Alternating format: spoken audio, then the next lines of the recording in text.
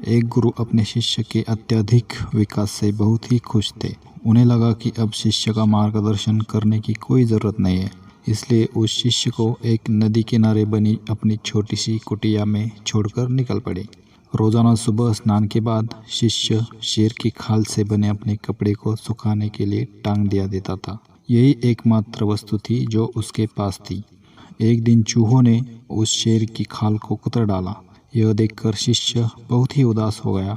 वस्त्र न होने के कारण वह दूसरे वस्त्र मांगने गांव वालों के पास पहुंचा। अगले दिन चूहों ने दूसरे वस्तु में भी छेद कर डाला। चूहे से परेशान होकर उसने एक बिल्ली भी पाल ली। अब उसे समस्या चूहों से तो नहीं थी, लेकिन बिल्ली उसके लिए परेशानी का सबब बन गई। उसे अपने खाने के साथ साथ बिल्ली के लिए दूध का इंतज़ाम करना पड़ता था।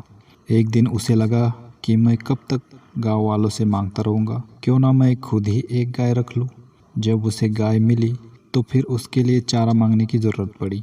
उसे लगा कि झोपड़ी में चारा और घास से इसका काम चल जाएगा, लेकिन इसमें उसके सामने गाय को चराने की समस्या खड़ी हो गई।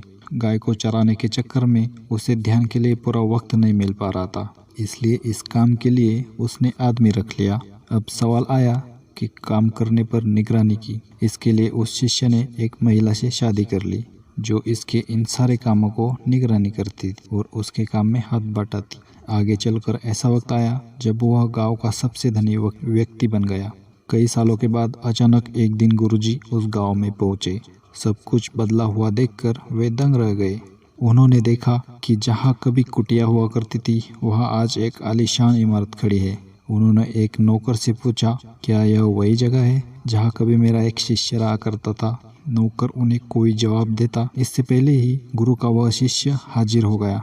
गुरु ने उससे पूछा, वत्स, आखिर ये सब क्या है? इस पर शिष्य ने कहा, आपको विश्वास नहीं हो रहा है ना, लेकिन मेरे पास सिवाय इसके कोई दूसरा तरीका नहीं था कि मैं शेर की खाल को हटा देता। इस कहानी से हमें यह सीख मिलती है कि छोटी ज़रूरत या बदलाव के आधार पर बड़े परिणाम मिलते हैं।